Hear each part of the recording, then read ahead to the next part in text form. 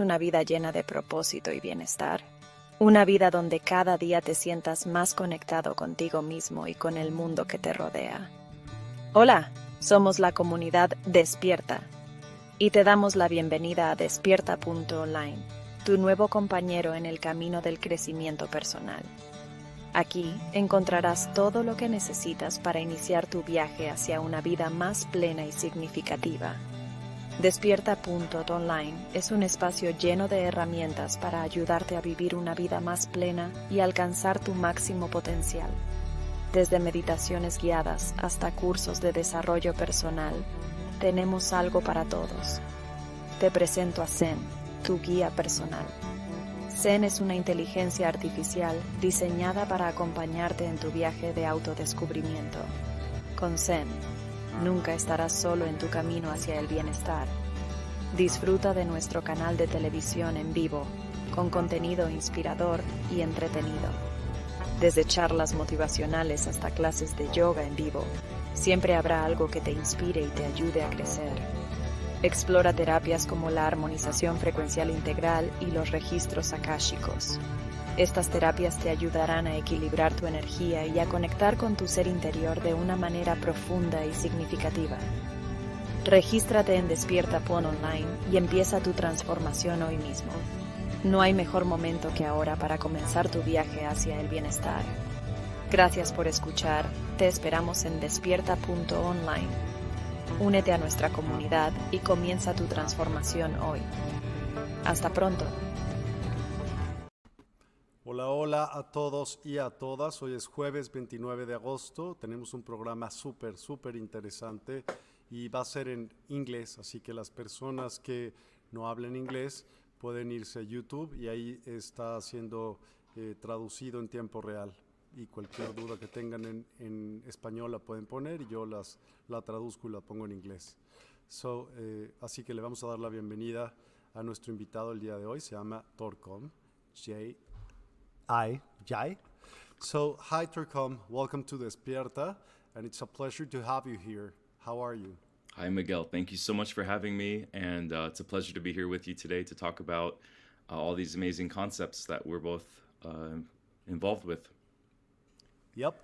Well, it's a custom here in Despierta that the guest tells us about whom he is and why is he doing this? Why are you up with this kind of therapy, whatever you're doing? Please. Well, thank you to everyone for tuning in and all the listeners and for giving me an opportunity to share about myself and my work.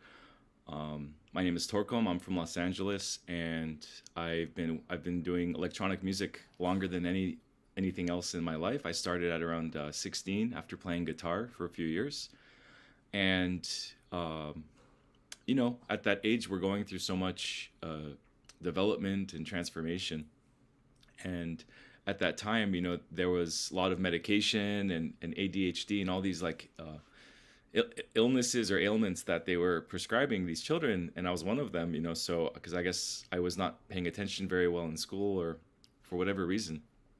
So I spent my mind, more in these creative spaces and imaginative spaces, and so music really helped me find myself through that period of my life. It helped me express myself. It helped me move energy.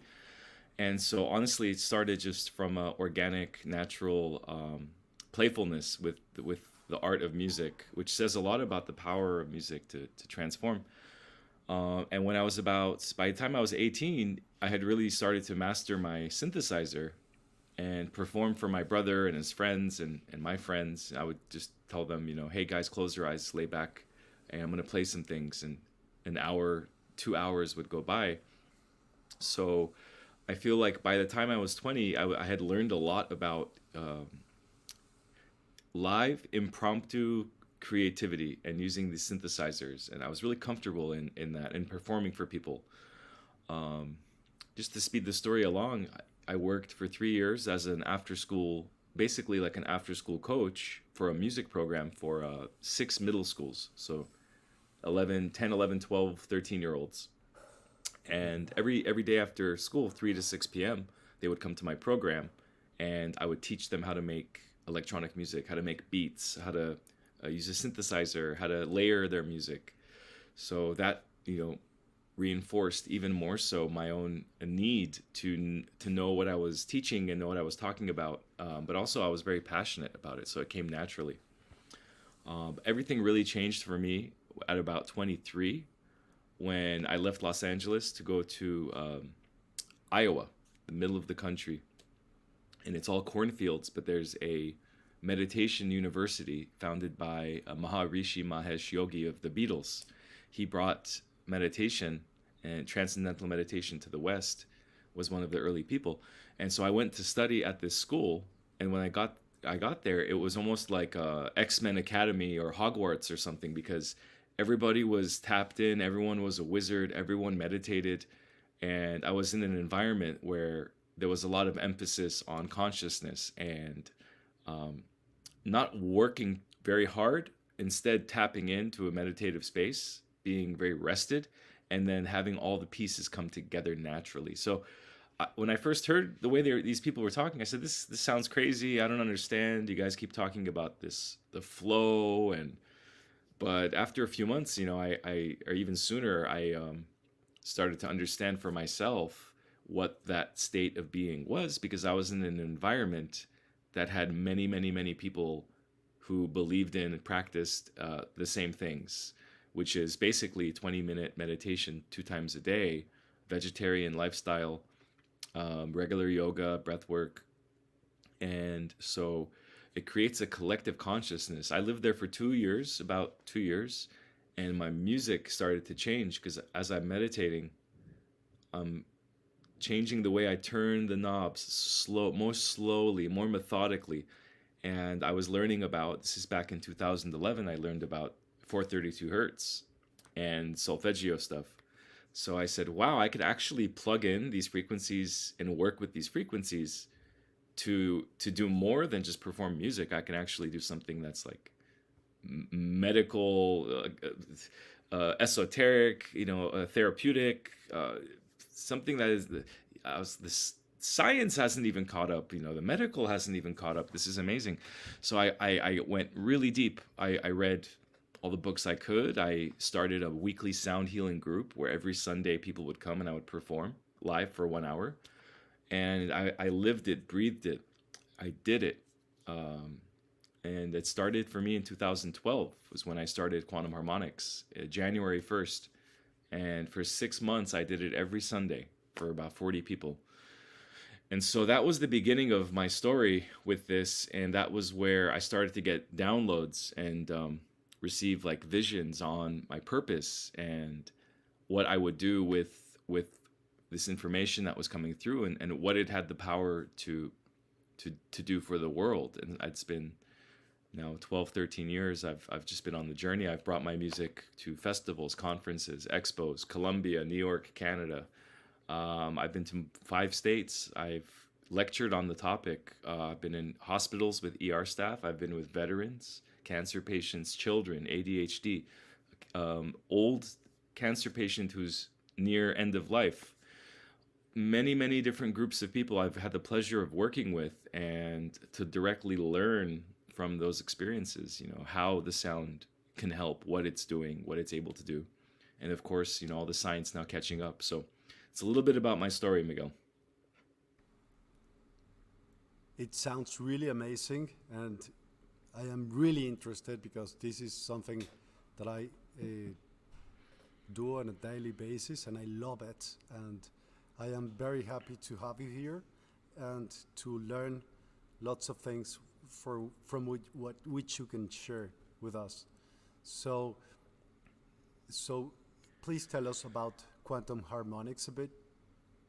Quantum harmonics is a truly one-of-a-kind approach, ecosystem. I say it's a philosophy. It's almost like a martial art for sound healing and for synthesis. It's a system I've designed using my hardware and little information like specific parameters, the BPM, the tuning, the delay parameters, the types of delays, and then of course the practitioner has to be in a meditative state. So they have to be a meditator. They have to know what that is, because we don't perform quantum harmonics from the mind. We actually have a process of slowly using the tool to get past the mind to where now we're letting nature, it's like your fingertips become intelligence. It becomes the wind, the water, the fire, the earth. And so through this very natural process, I teach people. I don't have any practitioners yet, but I've a few people who've wanted to learn, they first have to learn how to settle the mind and enter a very relaxed state, because we perform from the higher intelligence. We don't perform from the mind. And that's one of the biggest differences, is that much of music is for entertainment or is created either in a studio or in a very mental process where we're clicking and layering and stitching and thinking about it.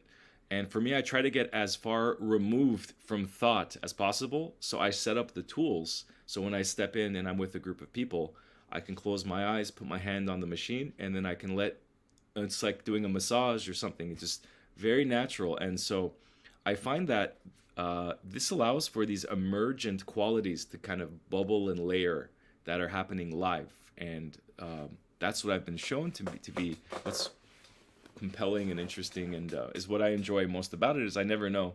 It's like a fortune cookie. I'm slowly putting it together. I don't know what kind of fortune is going to come out or what kind of sound, and it's always a response to the room, so it changes around the room. Do you have in your presentation, because you have a presentation which you are going to show us, do you have some of your hardware, photographs? Oh, excuse me, Miguel. I accidentally popped out my headphone. 1 second here. Can you repeat that? Do I have? Yeah. Do you have any pictures of your hardware, which you're going to show us in the presentation? Yeah, sure.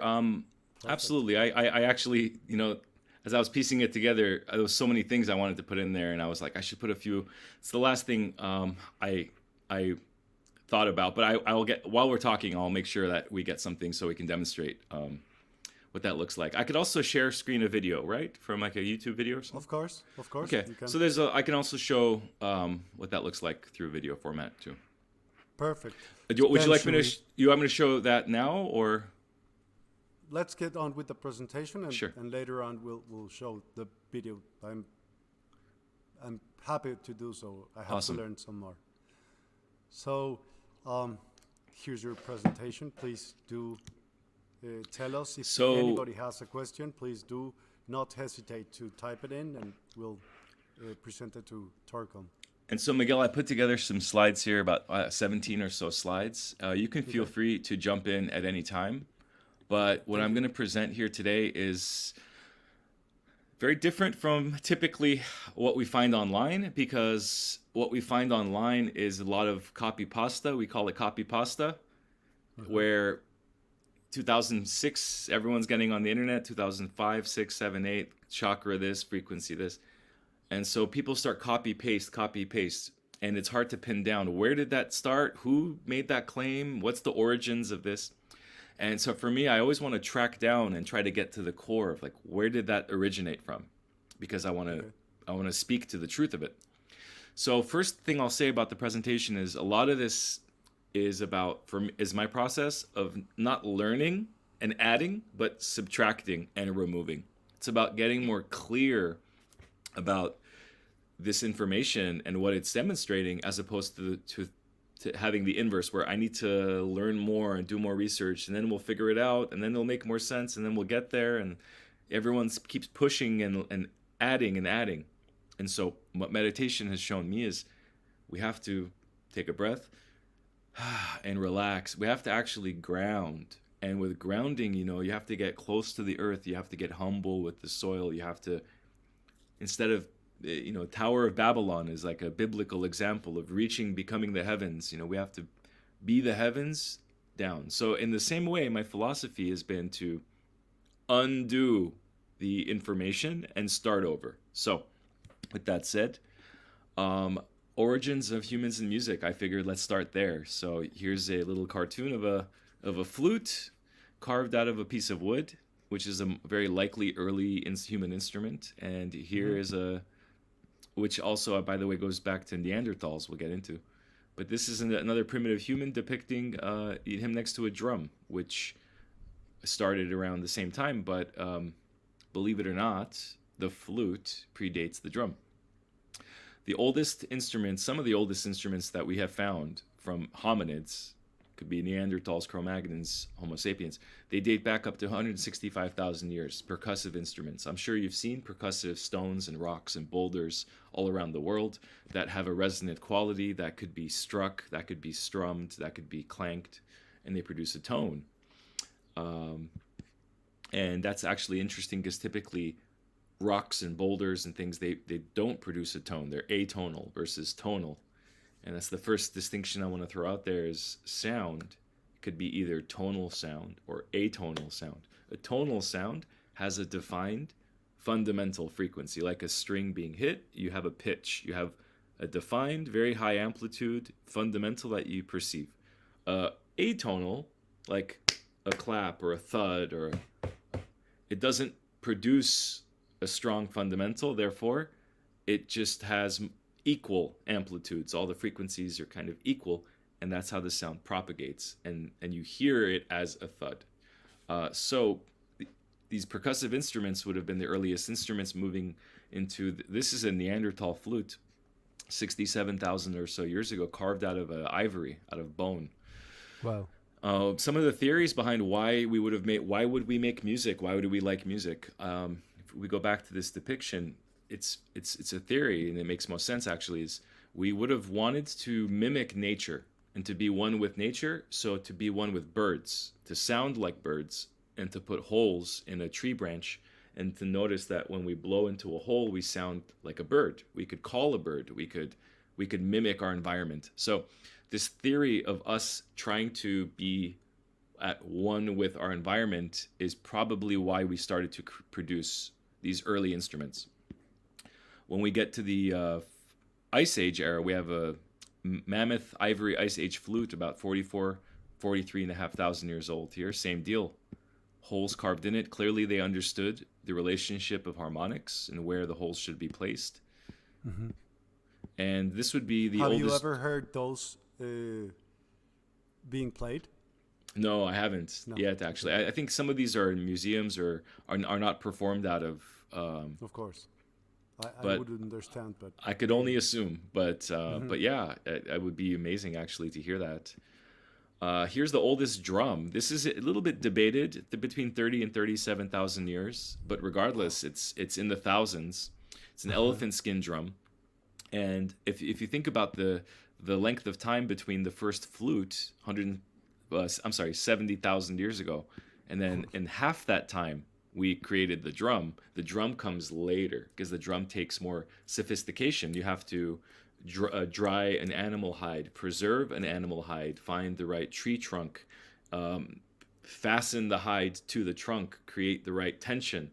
So there's more complexity. But once this was discovered, then humans began to create rhythm, and with rhythm introduces this effect in the brain of entrainment, because if I go ba boom boo, ba boo boo, ba, after a while you're gonna entrain to that. But if I then go ba ba boo ba boo ba ba boo ba ba, or any variation, any other rhythm, you're gonna entrain to the speed. Your heart rate is gonna go up or down. So the drum came in around probably the same time where we started to cook more meat. We started to take probably more substances. We were exploring a development in our consciousness, and so this drum amplified the polyrhythms. They helped almost, this is theory, is they helped us turn on the brain. Introduction of the drum, because every single culture has rhythmic elements and drum elements that go back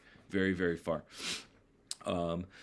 So with that said, there's a lot of talk about solfeggios and frequencies and Gregorians and monks and things. I'm going to fast forward here.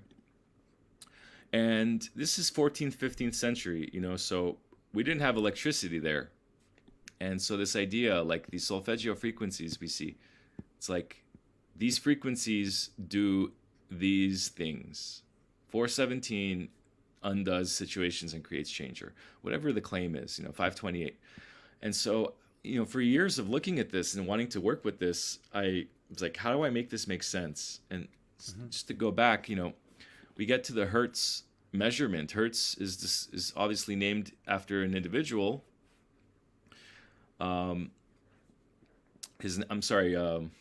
Heinrich Hertz, which he actually discovered this in 1888, but the Germans coined the term in the 1920s after this gentleman. And he described these waves as invisible. So he produced these electrical disturbances in insulators. And he describes these waves as invisible waves. His experiments involved using a spark gap attached to an induction coil and a separate spark gap on a receiving antenna. And he noticed that the spark generated on one side created an electromagnetic wave that traveled through the room to the antenna. And that was in 1887. And then it was officially discovered in 1888 in his publishing. And then shortly thereafter, about 30 years later, they coined the term after him. So it wasn't even until the 1920s where we understood hertz as a unit of measurement. And it wasn't until 1752, about 100 years prior to the discovery of the hertz measurement, that we even had electricity to conduct tests and to measure such electronic phenomena. So the idea, I share this for the viewer, that the idea that anyone in the ancient world would have measured anything in hertz, I would dispute and debate that. A lot of the solfeggio stuff says these are ancient solfeggio frequencies. These are ancient Gregorian monk hymns. They're from the 14th century. But they literally didn't have electricity, and they didn't have the unit of measurement. And what hertz measurement is it measures cycles per second. 1 cycle per second is 1 hertz. 2 cycles per second is 2 hertz. And it's a very basic unit of measurement that is used to measure many different types of waves. For example, we have the wave equation, we have Schrodinger's equation, we have Maxwell's equation. For example, the wave equation is a general wave equation which describes things like sound, light, and water. Schrodinger's equation is a quantum mechanics equation that describes the quantum state of a particle. Maxwell's equation is electromagnetic waves, and it governs the behavior of electric and magnetic fields. So on and so forth, right? So you have the relativistic quantum mechanics, you have frequency domain, you have nonlinear waves, you have quantum field theory. There's even an equation behind how fire crackles. And so to understand the behavior of a wave, I started to learn I need to understand the equation and the medium, right? So for example, for sound follows the acoustic wave equation, which is the specific form of the general wave equation we mentioned, tailored for sound waves in fluid, like air or water. The acoustic wave equation describes how sound pressure, in summary, the acoustic wave equation describes how sound pressure varies over time in a medium, with the speed of sound being a key factor in how quickly these variations occur. So P propagates through a medium where P is the sound pressure. 1 second, please. Yep, yes. Altitude then does affect the way Correct. the sound... Correct, because altitude affects temperature. Pressure. And temperature and pressure, but specifically in the context of temperature, colder air at higher altitudes is more compact. Therefore, the medium is affected, and sound propagation through the medium is affected versus lower to the ground, which is hotter, which sound travels more quickly through because the waves are more expanded. And it's the same with water. It's the same with water, even though water is a constant, just like air, generally speaking. It has variations between depths of water, and cold versus warm waters will affect how sound propagates. Yes. So this was important for me to start to understand that, okay, we're talking about frequencies like cosmic frequencies, the frequency of the sun, the earth, the moon, the pyramid, and the frequency of our cells, the frequency of this or that. But I said, why are people saying that music frequencies, solfeggio frequencies, are the heart or the organs, or how does that work? Because it's like you need sound to travel in a way and resonate with an object, whereas the organs are inside the body, and sound doesn't really penetrate unless it's bass, like low and bass vibration can go in the body but that's vibrating the whole body. So how do you isolate? The whole thing didn't make sense until I started to break it apart. And that leads me to the sound spectrum. So we hear between this middle audible range of 16 hertz, 16 cycles up to 20,000. Anything below 16 is infrasound. You can't hear it, but you could feel it. And anything above is ultrasound. You can't hear it and you can't feel it. Like a dog whistle. It goes so high that it's out of your range. And ultrasound is what's used in medicine, in cancer treatment, with tumors, to shatter a tumor. A lot of times people say sound can kill cancer and sound healing for this or for that, but they actually should specify if it's ultrasound versus sound. Sound is defined as that which we can hear by human ears. If you can't hear it, it's not sound. It's something else. There's another name for it. If it's above the hearing, it's ultrasound. If it's below the hearing, it's infrasound. So I think it's very important that we properly communicate what type of sound we're talking about. And when you go above ultrasound in the 10 megahertz range, you get into microwaves. And so this spectrum here, you can see bubbles formation, critical bubble size, bubble compression and expansion, bubble explosion. So this is demonstrating acoustic pressure and gas. This is how they actually are able to affect very subtle parts of the body and generate gas or heat, is using high frequency ultrasound to target very specific things. Now, that's not sound you could hear, right? So when we're talking about sound we can hear, it's like, how does that actually vibrate a chakra or do a thing to your organ if we find that we need ultrasound to focus on something like a cell? And so sound can affect organs. It just has to be felt sound, closer to this infrasound range, 16 to 45 to 50 hertz. That sound is felt in the body, and it could also be mechanically put into the body. I mention these things because we have the 40 hertz range. And Miguel, let me know if I'm jumping, if you have any questions or if I should slow down. You let me know. Keep on going, please. What we find with this 40 hertz is this. Not only do cats purr at 40 hertz, but an enlarged detail from a figure in this paper, this research paper, which is linked right here, highlights the reduction in phosphorylated tau magenta in primary somatosensory cortical neurons in P301S model mice treated with 40 hertz tactile simulation. So I read the report, and there was 3 groups of mice. The first group had no music, no vibration. The second group had only 40 hertz music, low tone 40 hertz, like this, really low. The third group had the 40 hertz music and the vibrating cage. The cage was vibrating at the same time, 40 hertz. Okay. The first group of mice, they died like normal mice. Their brain had degeneration. They got Alzheimer's. They lost balance, and they died normally. The second group maintained balance. The 40 hertz group maintained balance and still got mental stuff and slowed down, but that happened farther down the road. The third group that had the vibrating cage, this is what happened in their brain with the 40 hertz vibration. It turned on these neurons, and it reversed Alzheimer's. This was also conducted on human studies where they found the same.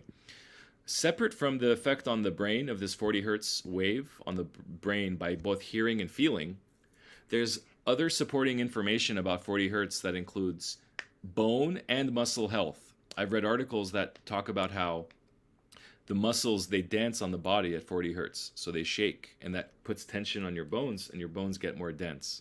So they were going to consider sending cats purr at 40.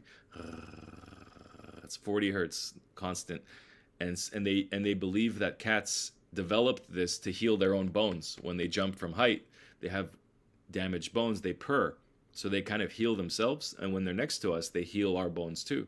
You could mimic this with just a 40 hertz vibration on the body. So this talks about the cats more. here. Now, with that said, I want to get to how we hear, which was a very important part of this presentation. This is a video demonstration separate from what I mentioned right now with 40 hertz and feeling it. This is how we just generally hear sound. And I'll play the animation and we'll go through it again twice. So first I'll show you the video.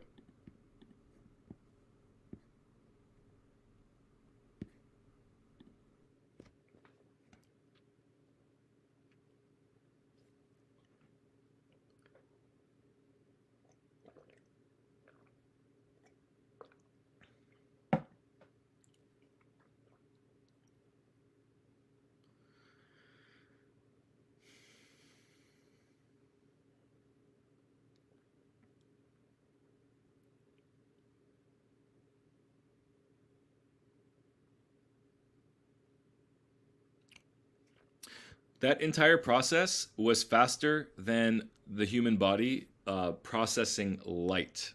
It's light outside the body is faster than sound. It's not even comparable. But when a light photon hits your eye, it has to get absorbed through the eye, hit the back of the eye, and it gets processed at a rate slower than what you watched.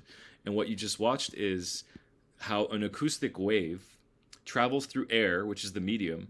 It expands and compresses particles until it travels through the ear canal, eventually hitting the back of the ear, which is the eardrum.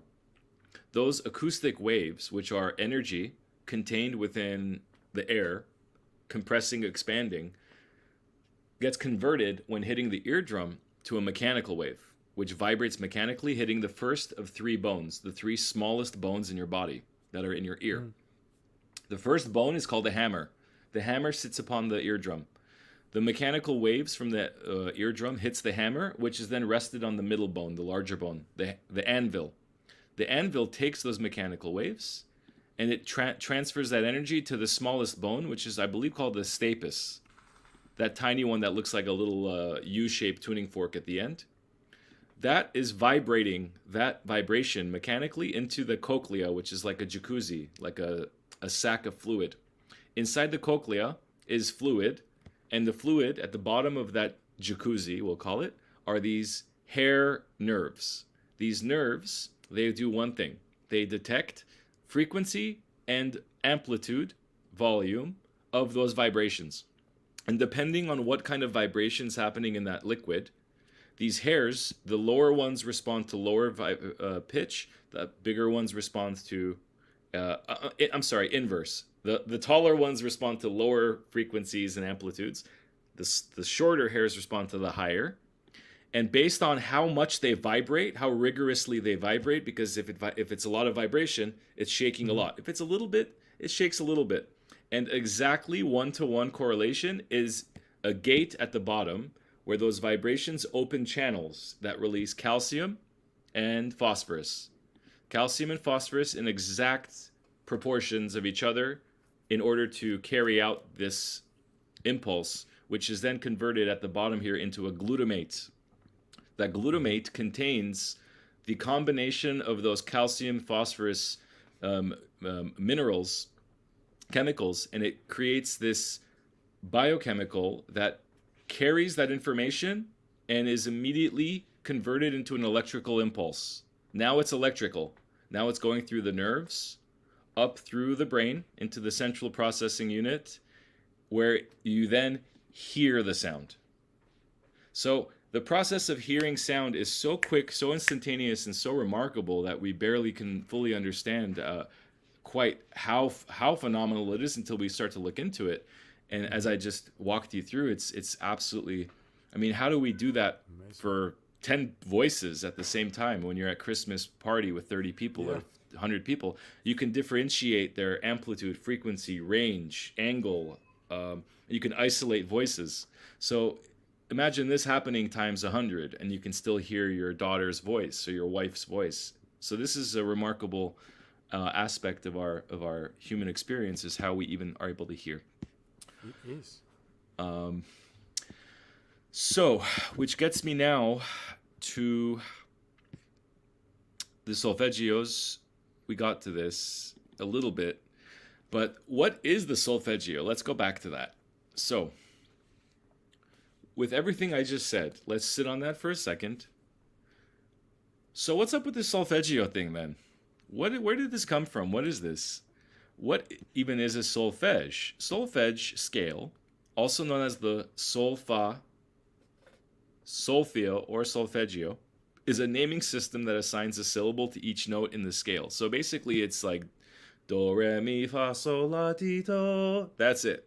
Whole tone chromatic scale. That is the scale created by this Italian monk. His name is Guido, an Italian monk who wanted a faster way to teach his new chants to the abbey choir. He named the notes of the scale using the first syllable of each line. Ut, re, mi, fa, so. And over time, the system evolved to do, re, mi, fa, so. So it's named after sol, la, right? Is how they get this solfege. It's from the name of a few of the notes.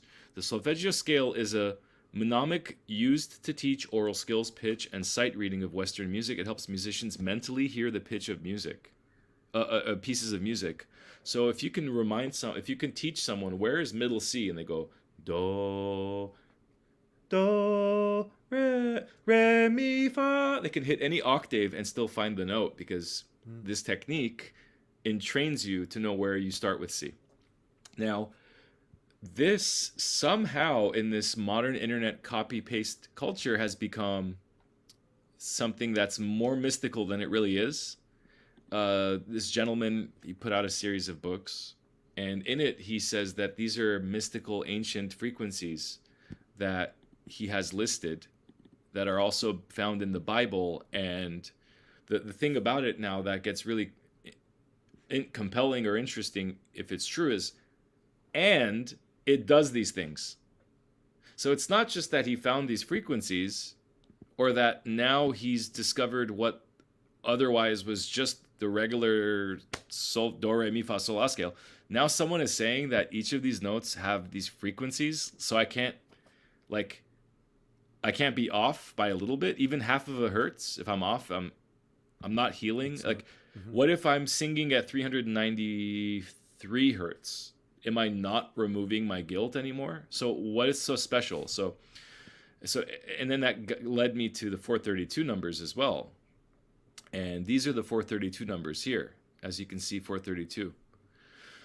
So this topic, I got to break this down. It takes a little bit of time and energy, but I'll try to do it in like 60 seconds.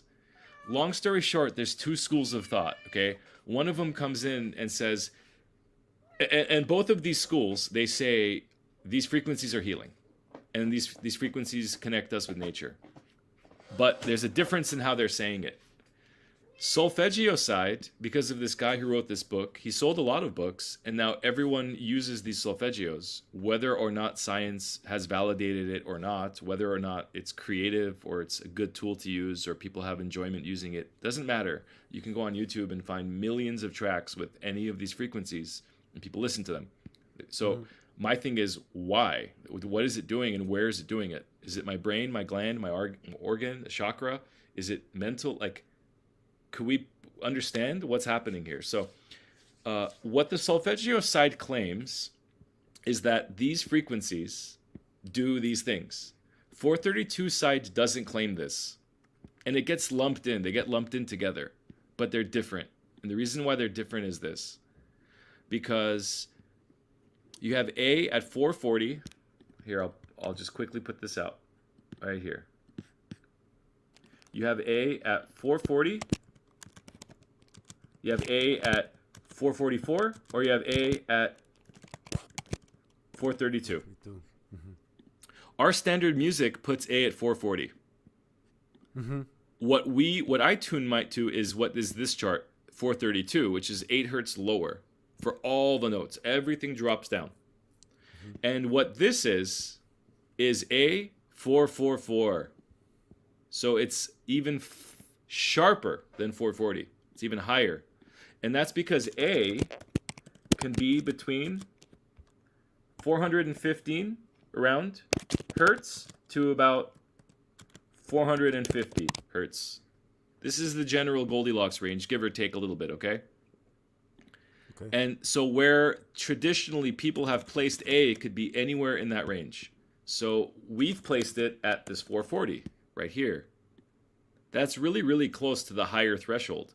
And so is 444. It's right there. Whereas 432 is closer to the midway point between the two. And I find that 432, that's my experience with it. It's not too sharp. It makes anything that's... it just brings it to a perfect... wow, really clicks there. It really just resonates better. And I think it's because it's more properly placed in the Goldilocks zone for where you would place A. And so when I found this chart, I said, this is amazing, the most harmonic numbers and frequencies. And it was related to 432, obviously, because you can see it glaring at you. When you tune your A to 432 in equal temperament, you tune your C to 256, 512, not 528. 528 is 444A gets you to 528C. But 432 gets you to 512. Where else do you see 512? You see that with computer 256 megabytes, 512 mega. It's the binary. It's 248. It's the doubling of the twos. That's where you get C 512. That's the only way. And then what does it do to D? To D, it puts it at 72, 144. 72 is in acoustics and in physics, it's a very important number for angles and geometries. 144 angels, 144 is a biblical number, 144,000 years. 432 is the column of A, which is 108 mantra beats, 108 sun salutations, 108 prayers. Very spiritually significant number. So on and on and on, all these important spiritually significant numbers find themselves on the A 432 equal temperament system. And none of these numbers are on here. And the way this chart is created is very simple. 2's down, 3's across. Basic. Because it starts with 0, then 1. Right? So 1's in the corner. 1 goes down in doubles. 1 turns into 2, 4, 8, 16. After 2 is 3. Because 3's begin that inverse of, in vortex mathematics, the 3's, the 9's, it's the inverse energy, that the other part of the Merkaba that keeps the form intact. You have the form and you have the order and chaos. So 3 is the chaos energy. And you wouldn't obviously add a 4 because 4 is here, right? And 5 is, it's just, you're getting out of the pattern. The pattern is just the doubling quality, and then the third, number 3, which is the trinity, and begins the pattern of the chaos energy. So if you just, anywhere you multiply those two, you get these most harmonic numbers. And this happens to be equal temperament 432 numbers. It's the same frequencies that you find in equal temperament 432. So I find that interesting. And when people come across this information and they see these patterns, they say, wow, like, what does that mean? And even the solfeggio, they see this and they go, wow, I see some of these numbers in the Bible or in geometry or in some other field. What does it mean? And they try to connect it all. Like there's some kind of connection there.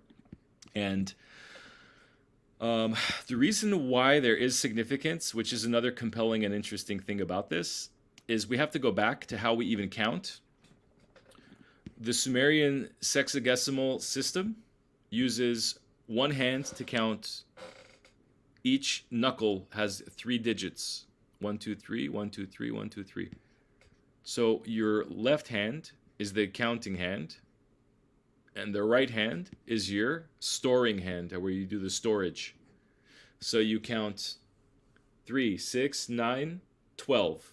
12, 24, 36, 48, 60. So on one hand, I can count to 60. This is how the Sumerians discovered sexagesimal counting. They didn't use 10s, they used 12s.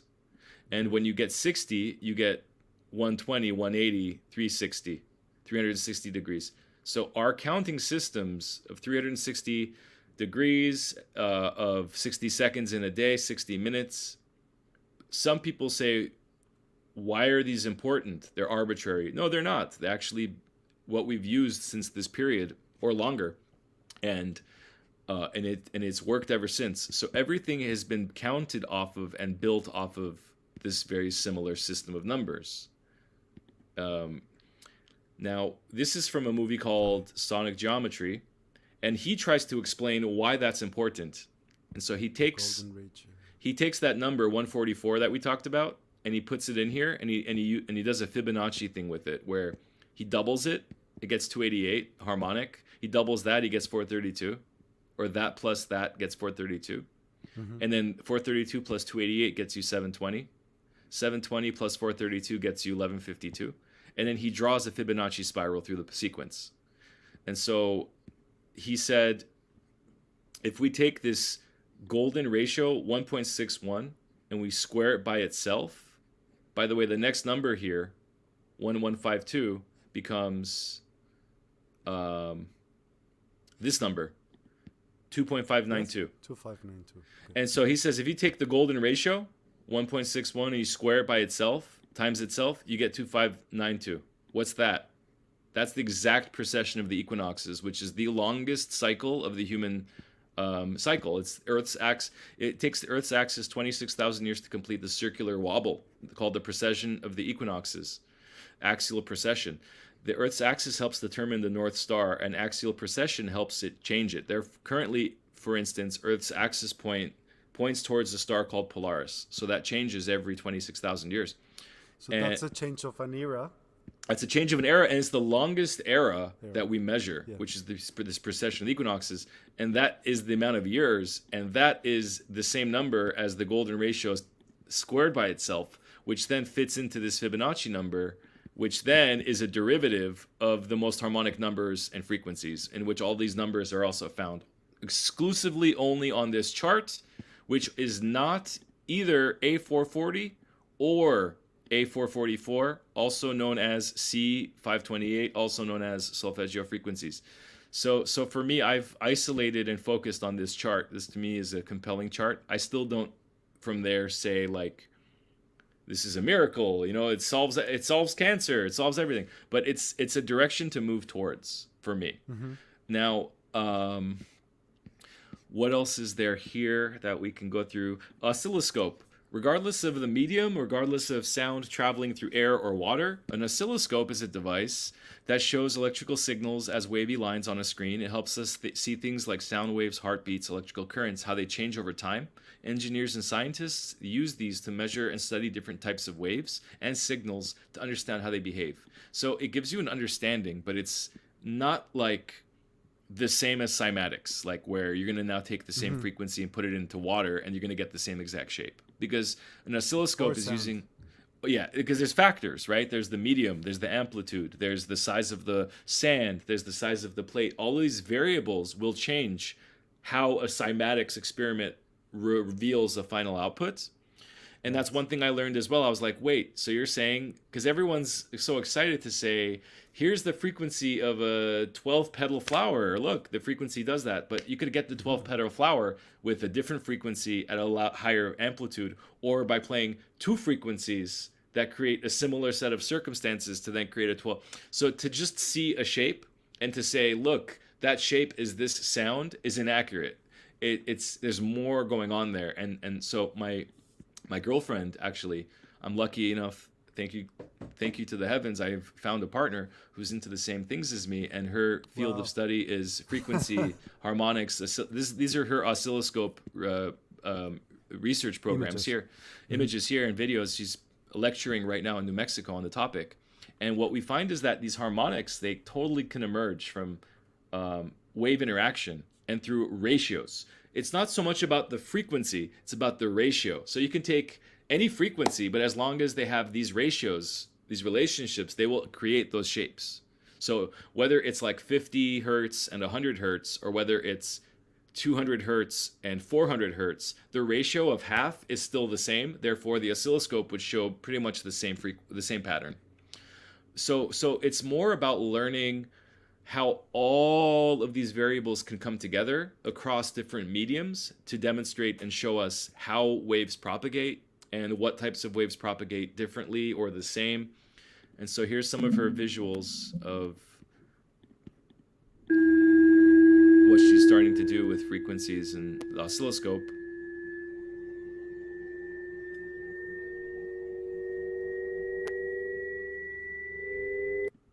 So it's a really cool study, and she's teaching me a lot too about how these waves interact, how to create these crop circles and these patterns, you know, and why they emerge. We're learning a lot actually at this time.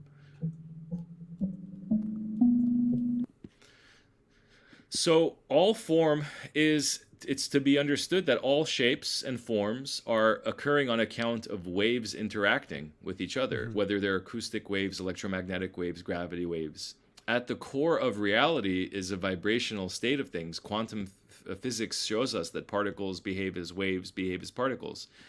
And the oscilloscope and these patterns are a way to understand mathematic relationships and ratios, like Pythagoras would have discussed, how that translates to, you know, consistent patterns.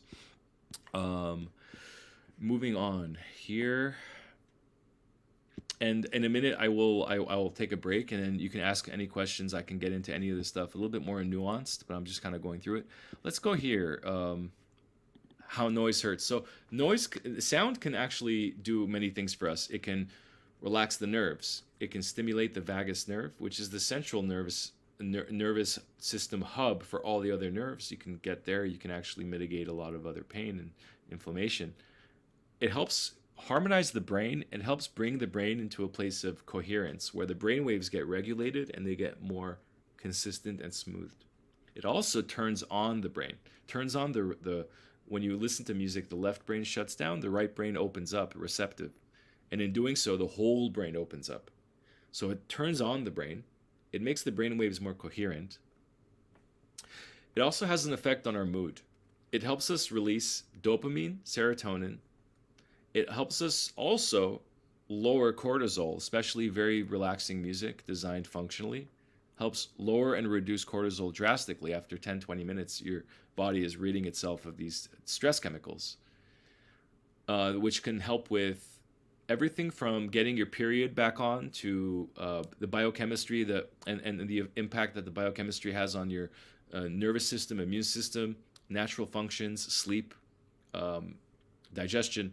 All of the systems are connected, and when you are in a stressful environment, stressful circumstance, when with high cortisol, your body is constantly inadequate and not ridding itself properly of unwanted toxins or disturbances.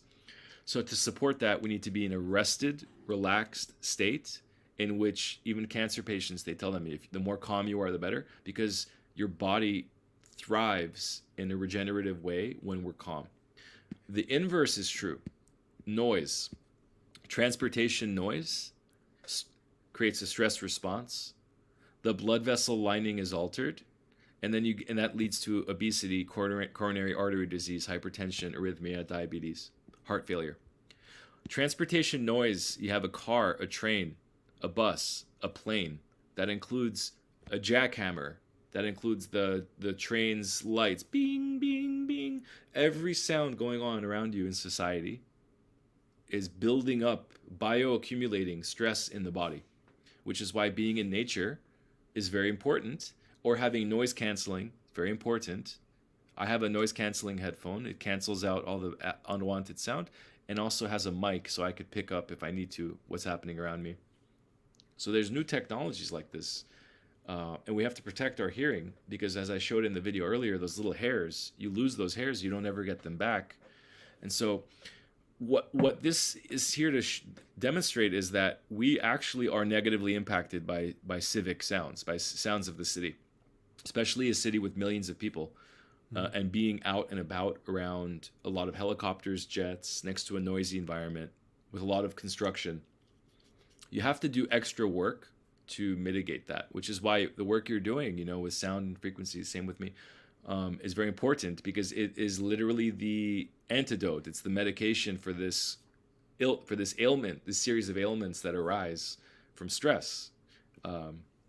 The things I mentioned are just a couple things that it helps with. There's many, many, many more things we're finding every year, it seems like, in which sounds help us. But that is, in a nutshell, my presentation, Miguel. I'll come back to the stream now. Amazing. I loved your presentation, and Thank you. Congratulate you for doing it. Thank you so much. Really, really well versed, and you seem well versed on this theme. And I want to ask you a personal question. Do you think the brain actually thinks, or it depends on the frequency that it is in order to receive those thoughts? It's a great question. Let's look at a computer. A computer can process information on the computer natively, but it can also receive information through Wi-Fi or Bluetooth. And it could also send information locally through the local area network, but it could also send information through the wireless Wi-Fi. So I think what we've done with computers is, like, actually, if you look at it, is a really, really natural and interesting way of reconstructing input-output signal processing, and how, in fact, that might reflect exactly what's going on with us in a multidimensional way. I think we are processing units. We process things. We assess things. You said you have a child. You have a daughter or son, or both? Yes, I do. When you're crossing the street with your child, what's the first thing you think about? Without even having to think about it. You're not necessarily waiting for that information to come to you to be like, oh, I have to have safety. The second you're in the circumstance, you've already processed based on your own assessments, your own internal local scenario. You have to be able to think and act quick. Someone is coming at you with something, and you have to have a reaction. Yeah. So there's a reason why we process locally. And we do process locally, because if you're upset in the room, someone else feels it. Like, man, that guy's vibe is coming on to me. So our local field is affected by us, and our disposition. Electromagnetic? We're learning.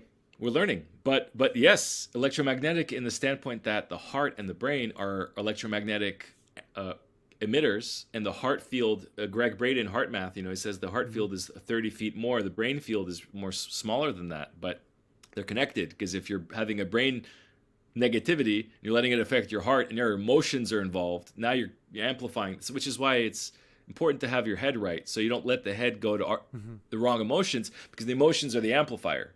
So the emotions are the amplification, the thoughts are the assessment and logic and reasoning, and then beyond that is the consciousness, which is why there's mystery schools. What we seek to learn about, what spiritual pursuit is are we more than the material? And that brings up, this quantum theory, quantum physics part of the mind is, are we just central processing units that think and act and rationalize, or are we also simultaneously connected to a collective that is able to influence and impact how we think?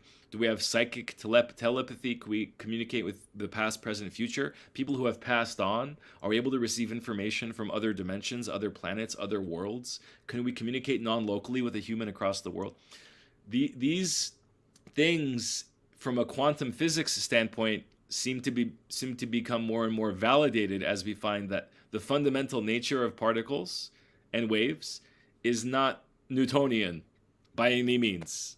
It has superposition and quantum entanglement and other qualities that opens up the possibility that perhaps this thing consciousness, similarly, which we can't quite pin down or figure out, is at the core of our spiritual experience, is a part of our manifest physical form, and behaves and acts similar to other waves and how waves propagate, but not similar in any other material thing we can measure, clearly, because we would have understood it by now. And I try to check every quarter, are there any updates? And it's all still leading hypothesis on where we might find consciousness. It's this thing.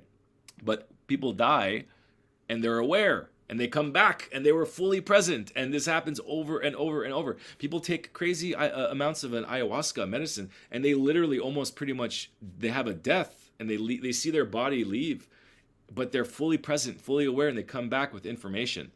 And so I have had these experiences myself. I've received, and I've seen things that doesn't make sense, and I come back, I'm like, wow, I totally saw that, or it came to me, it clicked. So I think you and our listeners all know deep down there's something deeper going on with our life, our purpose, why we're here at this time. And I think why we're pursuing these things is to try to pin down the mechanics, the mechanisms, and maybe help us learn how to navigate what is otherwise a very confusing and three-dimensional reality that has more going on to it. It's more than the three dimensions. We can access higher dimensions of thought, of being. Okay. That being said, I want to know, and I have made these questions several times, but yours is going to be quite special. Who is God? What is God for you? I'm born Armenian, Orthodox, first Christians, baptized. Okay. Not overly religious, but Orthodox, 1700 years of Orthodoxy. It's very strong origins. Yes. So I respect religions. I respect my church. I respect, Jesus as a figure, as a character, as an energy, as a person. I feel like the second I myself make a claim about who is or isn't God, it's almost a mistake to do that because it's so hard of a thing to do. And so I try to know God, and I try to know God through inquiry, through going within, opening a dialogue, communicating, opening my eyes, seeing God, opening my ears, hearing God, opening my heart, feeling God through interacting with other people, feeling God through interacting with my lover, feeling God through my music, my creation. And so I let my relationship come to me. Now, is it a spaghetti monster? Is it a scientist with a clipboard looking down at the universe going, oh, we made a really good simulation this time, let's restart? Is it a group of aliens that are like, let's create a simulation of our own world so if we die, I don't know. But the simulation theory has become more prominent, and people very, very, high up there thinking scientists say, we're building AI and we're turning this thing on, and it may well be that it's already been made, and it's a natural cycle, and it's cyclically creating itself. But regardless of whatever theories we have, someone greater than anything we can even fathom had to come at the start, had to have this impulse. Like when you wake up, you have an impulse, I have to use the bathroom. I have an impulse, when you're with your partner, we have an impulse to just, our bodies just connect. And when you're with your kid, I have an impulse to just squeeze my kid and kiss. We have this natural impulse, and I think God at its core is an impulse. It's a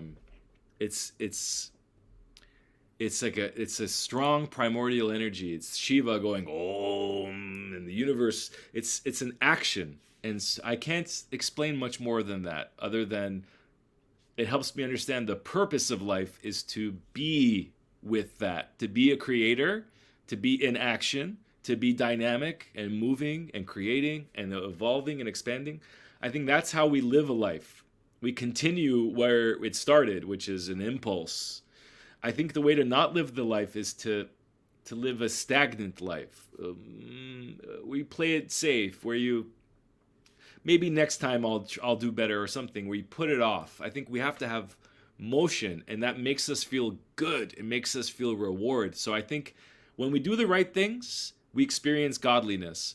When we're making moves happen in our life and moving energy and helping be in service and coming to a greater awareness, we feel good, and we're a part of fulfilling what seems to be the right action. I feel like God is right. It's choosing rightly. It's choosing to be with it, with natural impulse. What that is, I can't put a skin on it yet. I can't say what the name is. So, what do you think? We know the purpose of the bees or the spiders, or no? What do you think the purpose of a human being is? If it's to get to that frequency.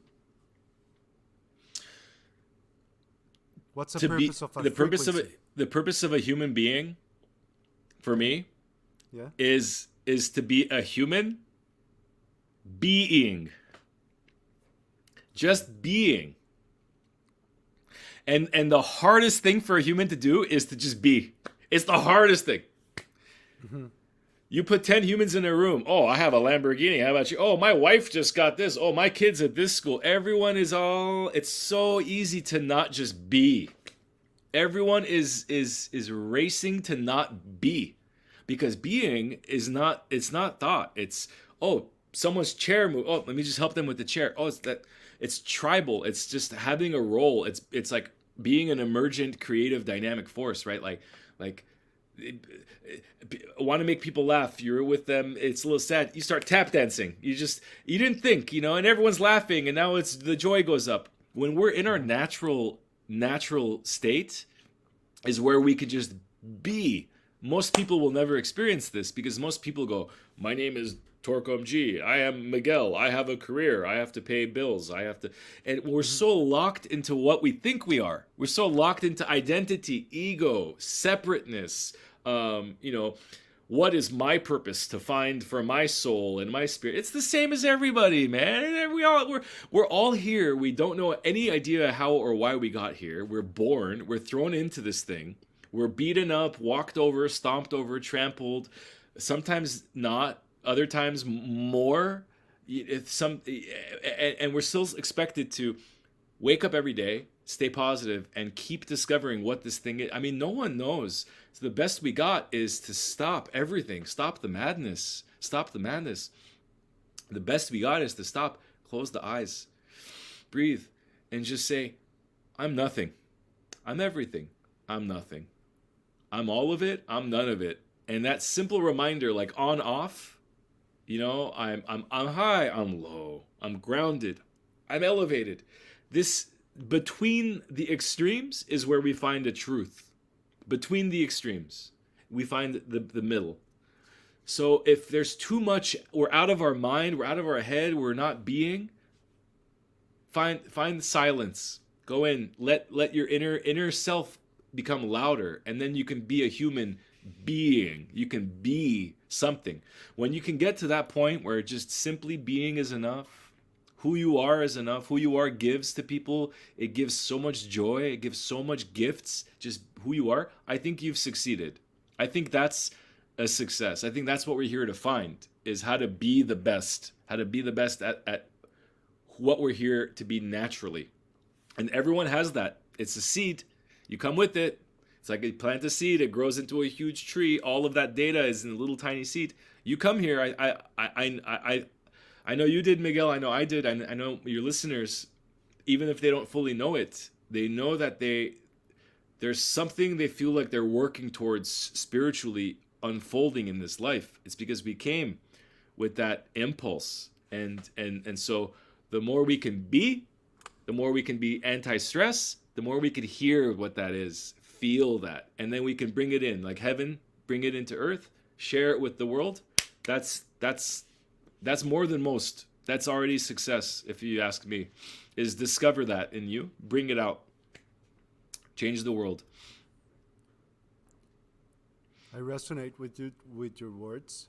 I would say that we all live in Mother Earth, right? And everything is nature. We come from whatever, we're born here. No, it doesn't matter where we come from. We are here. So to be one, like you said, with everything, that's going to be part of the evolution, of course. Yeah, I mean, it's to resonate with everything that's around you, no, or nature. Yes, you are. but to still, completely. But to still also within that be an individual, right? Be a little like, it's the perfect marriage of you're a unique, one of a kind, your DNA. Listen, but AI, there's no? but it's not about just you. It's about how everyone is No. like that, and we're here together, experiencing Yes. that as one. So Yes. so it's once again, it's like it's both a little bit. Sorry, go ahead. You're gonna ask me about AI. No. It's like, AI has a lot of knowledge, but it has these lots of computers. Everything is connected. What's it called in English? Hold on. The common conscience, if you say it, you can say it. The collective collective consciousness. Collective consciousness. Yes, collective consciousness, and that's a thing which you can plug in sometimes. So it would be amazing if we could do this, and it would outperform by far anything known. Like the brain, no? Or do we join the machine or not? Elon Musk says if we don't put the chip in our brain, then we're going to be at odds with it. It's going to get advanced outside of us. We have to merge with it. We have to merge with it sooner than later so we could develop a synergy and grow together. And he talks about this. It's going to be done. It is, but the thing is, if each of us is in the other, would you really want to kill yourself? Would the machine want to kill us if we're like, hey, we're both working in the same unit, or would we want to kill ourselves? So this idea that for us to survive, we have to come together with this AI and leverage what could be potential. Now, I think we've gone too far. I think shut it off. Let's just shut it off. Let's go back 300 years. I'm okay with a straw hut, we'll go fishing, we'll make traps, make 10 babies each. I don't know, but let's start over, because I don't quite think we're building the best version of the future we want for ourselves. I think it potentially could be, something that depends who is doing it, right? Who has the switch? It has to be decentral. If everything's too central, then there's no chance for opportunities and choices. So for humans to live naturally, we have to be granted the ability to make our own autonomous choices and to live more locally, where local matters more than global or national. Everyone wants to make it national and global. That's too much. How about I just worry about my block? Can I just worry about my 5 kilometers around my house, or 10 kilometers? Could we just be a tribe, and focus our resources? So, and obviously, but we have to have what's the goal of a human being? What's of humanity? Don't relate to a human being, because we all live here. So humanity is a species, no? Like an ants colony. They all work together towards protecting the survival of the You're species. Talking about collectivism. Yes. Collectivism is potentially misused with globalism, because now you have countries that unify and say, now all you countries have to follow these laws, UN laws. And it's like, wait, we live half the way across the world. Why are you making laws for us? Oh, because we're globalists and we care about the environment all of a sudden. So a lot of corrupt, negative, undesirable policies comes through this idea of selling the citizens that kumbaya, become one big tribe, one global thing. It's easier to control. So I think I'm the opposite. I think, yes, I want what you want too. Let's break it down. I'm not saying anarchy. I'm just saying let's break down what's become this huge emphasized top-down hierarchy, and let's bring it to a more, because I trust you, Miguel. I trust you to protect your family and your neighbor. And I want to be able to trust more of my neighbors to protect me, and I'll protect that. If we worry more about each other instead of the TV, or people we don't even know in real life. So this is a part of the illusion. We're living in an illusion, and the illusion's coming down right now. The illusion's starting to come down with the internet, with more media, with just people wanting to have a living, have a better life. They're seeing what's wrong, and people are starting to wake up. It's happening very quickly. It's happening as we speak. And so, we're living at this transition period, but we'll see where it goes. But I genuinely think it's happening because people want something more, and they understand that the world is not in a very healthy situation. And it's mostly because we're not living in accordance with nature. We're not living connected to nature. Exactly. We're not even living connected to each other. And so I make my music, and I have been for years, to drop people in so they can get information, get intuition, reconnect with their body, go out to the world and think a little bit different about themselves and what's possible. And that's my part in this life, is to help people open up what's possible. If we don't think about what's possible anymore in a positive way, we could be doomed. We have to maintain this idea that tomorrow could still be better. Because right now, it's like, looking at the last 5-6 years, it's like, tomorrow's going to be worse than today. And next year's going to be worse than last year.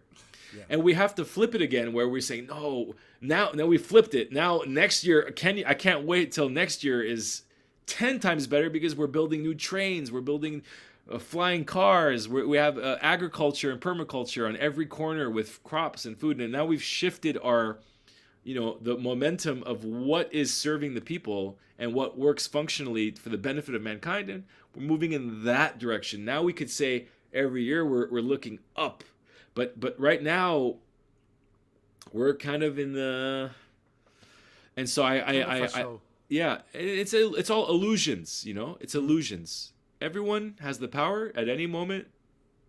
Go into the silence, and you don't need anything from outside, and your life has the meaning it has always had.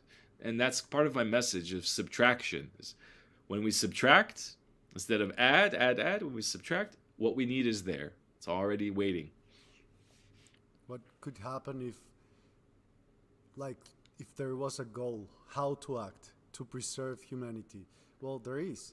If you act in virtues, or virtues which are the highest truth, if everybody would act that way, we could guarantee the perseverance of the species, and the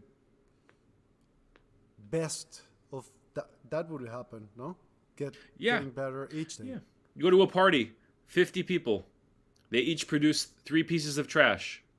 But at the party you say, hey everyone, thanks for coming. If each of you could just pick up 4 pieces of trash, just 4 pieces, I would be so happy. And you don't have to do it right now. Just throughout the night, count 4 pieces of trash, throw it away.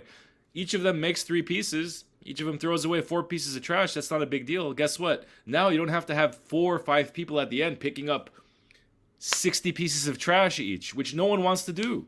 Why should I pick up all the trash for these people? Well, if we had a different way we flowed through things, a common respect, I think Japan is like this as a culture. Like I was reading, when you sneeze, you don't sneeze by people. When you have trash, you deal with it this way. You deal with it this way, that way. And there's all these considerations, so it's not a burden on the society. And I don't know if that works everywhere the same way, but I think a lot of people have checked out, where they feel like it's all me, it's all about me and my family, and forget everyone else. And that's not healthy either. So we have to find a balance where we could both, be there for each other and support each other, and think about in terms of a society, but also respect that, hey, I have my fence and my personal life and goals, and I'm not going to come in your house and eat food from your fridge. You're not going to do that to me, but I am going to help you move, or put up your fence, or paint your wall. And so there's a right way that I think we can be open to supporting each other without feeling like we have to open our door to, everyone who wants to come and sleep on my floor. Like that's too extreme. We don't have to necessarily give everything we have to everyone else, but we could do better. And to do that, we have to shake out of the illusion that keeps us separate, that says, don't talk to strangers, don't trust random people, we've been put into a fear response where we can't trust anyone and anything anymore. And that's not healthy. So first we have to get healthy with our own mind, and then we can get healthy with each other and how to build, and then we can put solutions forth. But while we're kept separated and in the mind, and I'm sure many people, they resonate with this, like, how am I going to pay bills? Like, how am I going to even afford that next thing? Like, I lost my job, or something got canceled, or they want, it's more money than I expect. There's so much life stuff happening to people that takes them out of being, it's very easy to just get fear. So we have to stay not fearful. Even in the most challenging, you stay not fearful. You actually attract the right solutions to you countless times. It happens all the time. You just have to get relaxed. Say, I know there's a solution coming. I know I'm covered. I just have to breathe, make it through. How many times does that work for everyone listening? You really think all those problems, they destroyed you? No, you're still here. You make it through every single one of them all the time. Yeah. Always works out. You know what you said about the chip thing? Mm-hmm. Yeah. And that I told you that either you want it or not, it's going to be done? Yeah. Well, about 3 months' time, I heard or I read a news from the University of Zurich, I think it was, that they found a way to tap in an interface to the human body. Mm-hmm. So, that being said, I think it's not a matter if you want it or not to get a chip. You're going to get it anyway. You can get a flip cell phone. You don't need an iPhone today. You can get a flip phone. And a lot of people are getting flip phones, but not the masses. And how about your grandma? Your grandma has an iPhone now, and she swipes to open her phone. Did you ever think you would see a grandmother is swiping to open her phone, unlock her phone? Or recording a video and sending an iMessage with an emoji?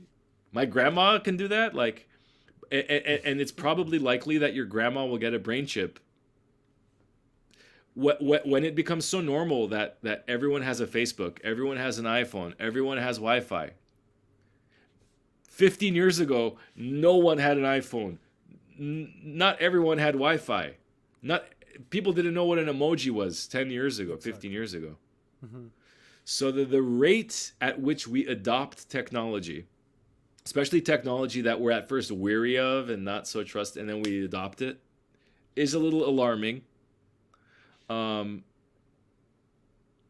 Yeah, I think about this all the time. I think it's time for you to show me that video. I would love to see it. Sure. Please. Here's a video of me performing. Actually, hold on one second. Yep.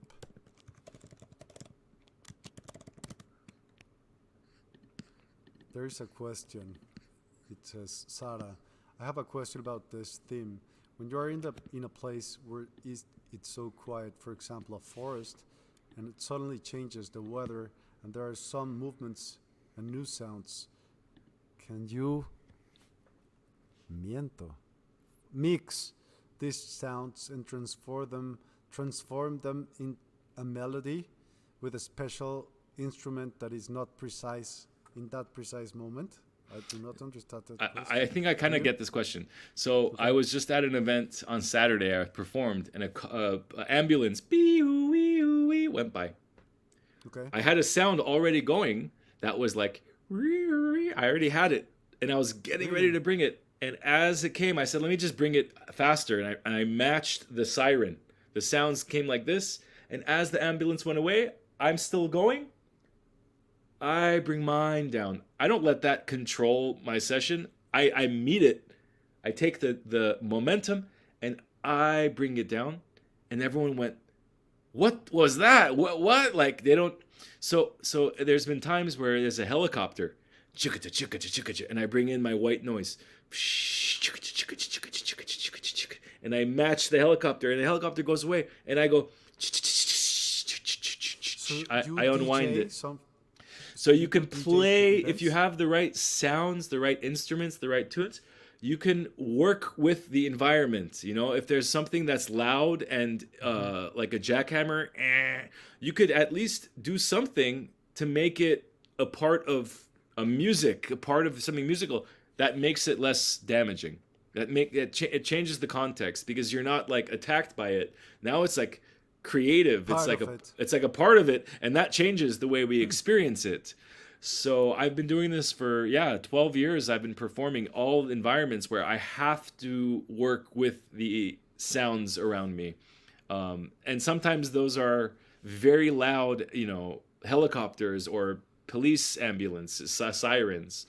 So but yes, and another aspect to answer her question is that the indigenous and ancient people played to their environment. They played to the valley they were in. They played to the cave they were in, the size of the cave. They tuned an instrument or a drum to the size of the cave, the height of the cave. So they were very tapped in, very connected to environment. And the environment is the extra part, the other half of the instrument. is the environment. It's a part of the instrument. Yeah. I'm going to show you something which I guess you are going to love after your presentation. See this? Uh-huh. This is an Olmec. Olmec? Have you heard of Olmecs? Olmec, yeah, with the big heads. Instrument, yes. It's a whistle. Wow. Yes. Wow. I want to hear it. I got it from an archaeologist. It sounds a very super high pitch. Well, it sounds amazing. It does. Put it there. Maybe you'll show me this in a bit. I'm very interested. Here is me at a festival. Let me see.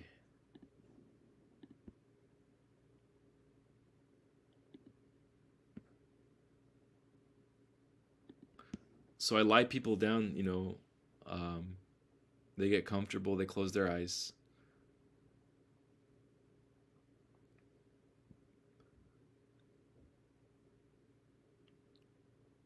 This is my device. It's called the Korg Electroid. You have to unmute it if you want us to hear it.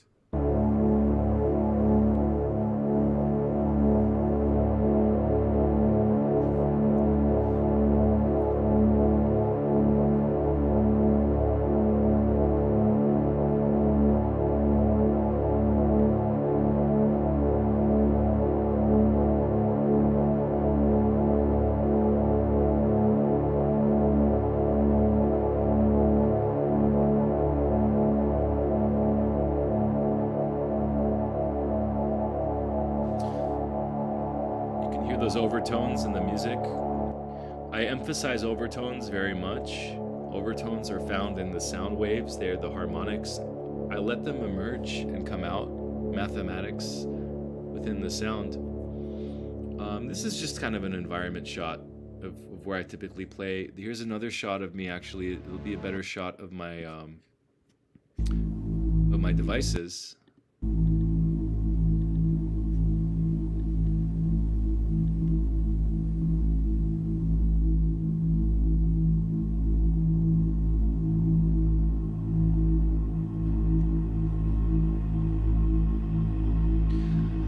So these filters, there's modulations, there's resonance, there's different effects on my synthesizers that are typical, and those allow me to shape and move the sounds and to layer the harmonics. Everything is tuned to 432 hertz, and I do everything live. So I'm meditating and I'm letting it reflect, you know, my state of being.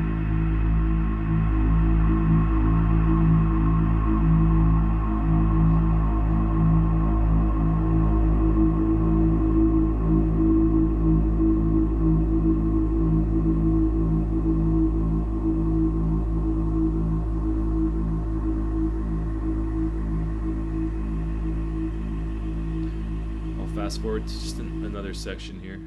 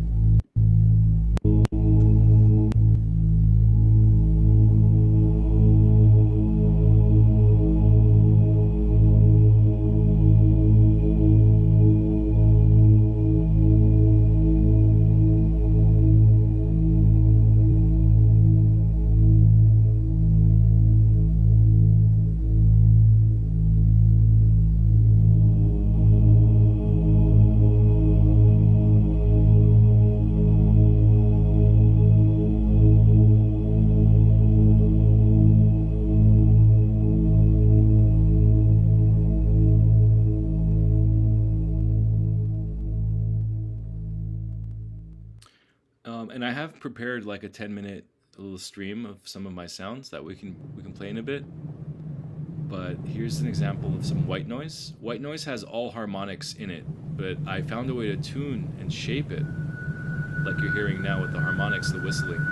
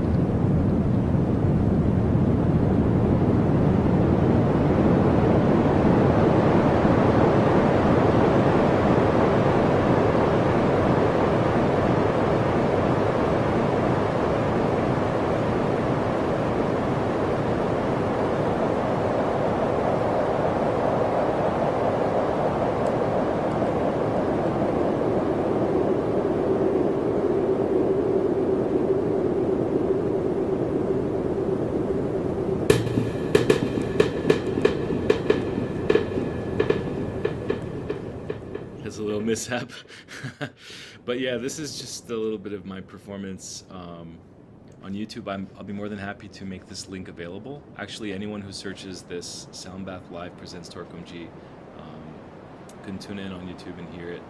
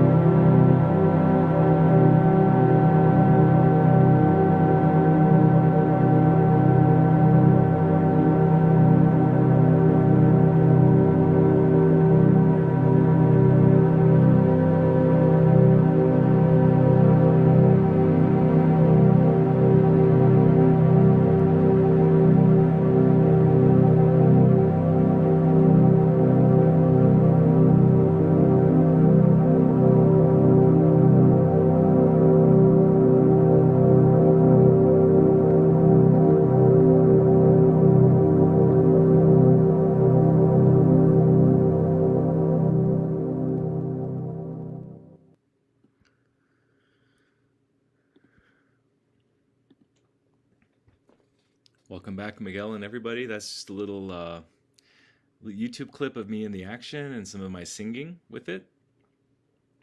You're still muted, Miguel. Amazing, I loved it. And while you were playing it, we should do something together, because while you were playing these frequencies, music, I played my own one, which I thought would resonate with that one.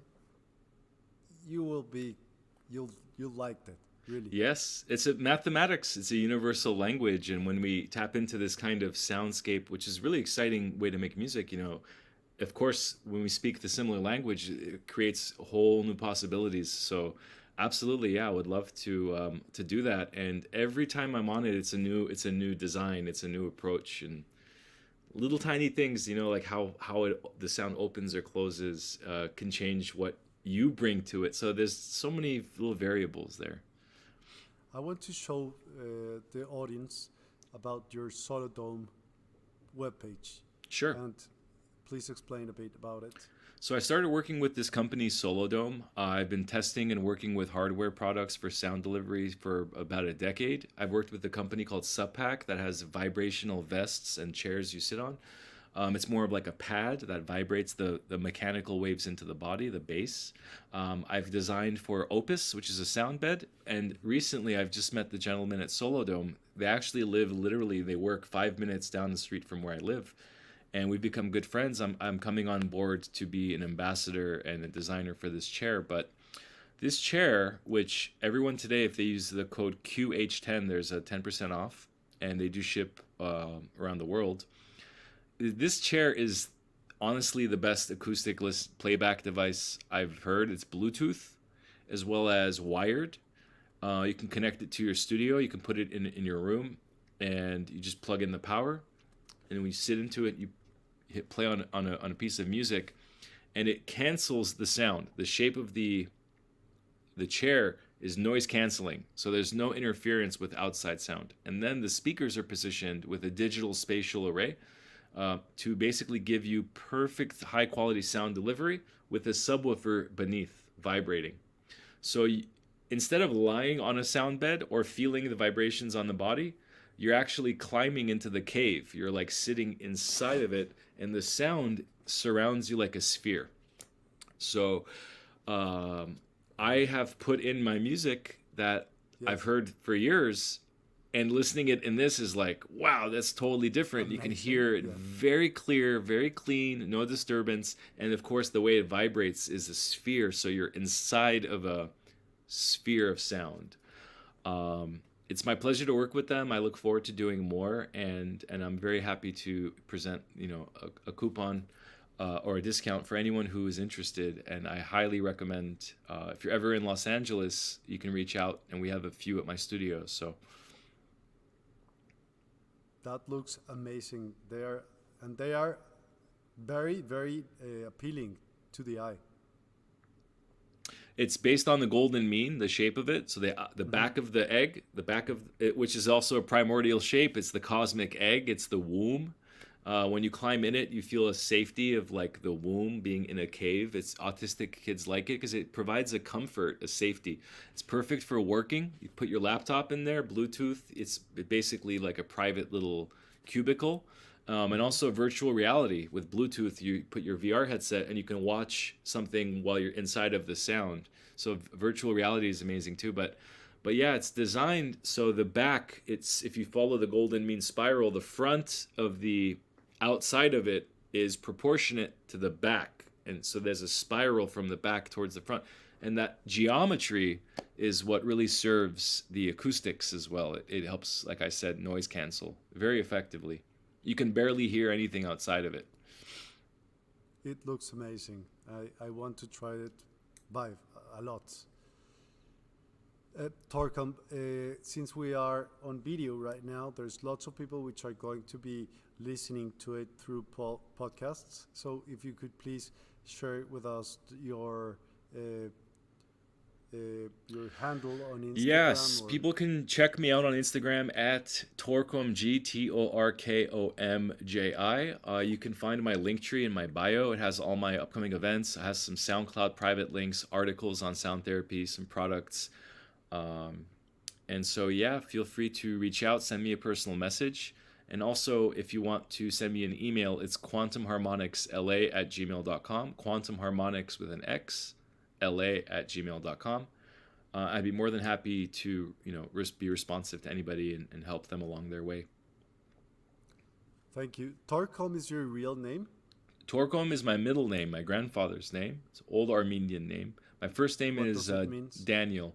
Torgom is the Armenian patriarch's father. He had 9 sons. He's one of the great grandchildren from Noah's Ark. Okay. So he represents like a patriarch of some of the people of the Caucasus area, the Armenians and things. So it's a name that usually priests have, or people like this, very old school people. Thank you. Well, Torkom, it has been a pleasure. Thank you for giving us this lecture about frequencies. I really appreciate your time, and the information you gave us is priceless. Thank you very much. Miguel, thank you so much for having me. I really had a great time chatting with you, and I hope your listeners got some nice little gems and value, and they enjoyed the meditation. And so feel free to, you can tune into this YouTube video, Sound Bath Live, featuring myself. And I look forward to collaborating with you again on all kinds of amazing things. Thank you. Thank you. It's my pleasure. Okay. Well, see you then. See you. Take care. Bye-bye. Hola. ¿Quieres descubrir algo que podría transformar tu vida? Bienvenidos a Despierta.online, tu nuevo espacio para el bienestar emocional y mental. En el mundo acelerado de hoy, cuidar tu mente es tan importante como cuidar tu cuerpo. Y ahí es donde entramos nosotros. Ofrecemos terapias transformadoras para ayudarte a sanar y crecer. Imagínate sumergiéndote en la terapia de música medicina. ¿O prefieres sesiones de meditación y atención plena? También ofrecemos terapias individuales y grupales. Entonces, ¿qué puedes obtener? Reducir el estrés y la ansiedad y recuperar el equilibrio. Imagínate con una mejor salud emocional. Estas terapias promueven el crecimiento personal. Escucha a María, que dijo: Despierta Online me ayudó a recuperar mi alegría y confianza. Visita Despierta Online hoy y comienza tu viaje hacia un tú más saludable y feliz. No esperes más, tu bienestar está a un clic de distancia.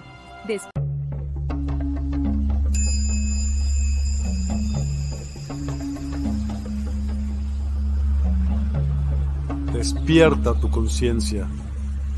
Exploremos cómo comprometernos con nuestra conciencia para experimentar una transformación interior y vivir una vida más plena y consciente. El compromiso con la conciencia comienza viviendo en el presente. Deja de lado las preocupaciones del pasado y las ansiedades del futuro.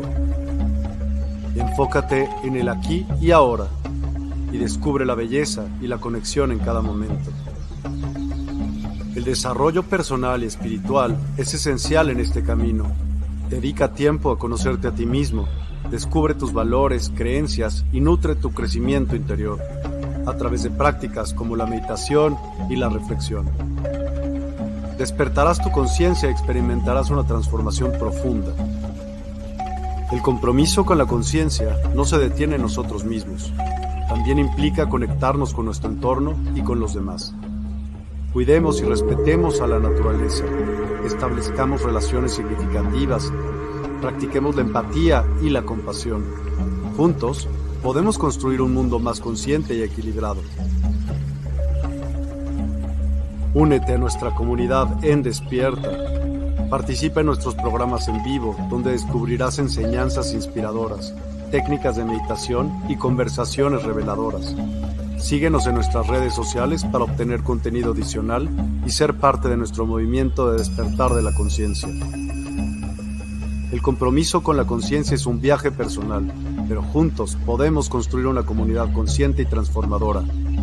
Es hora de despertar tu conciencia y marcar la diferencia en tu vida y en el mundo. Despierta tu conciencia y únete a nosotros en este emocionante viaje de transformación.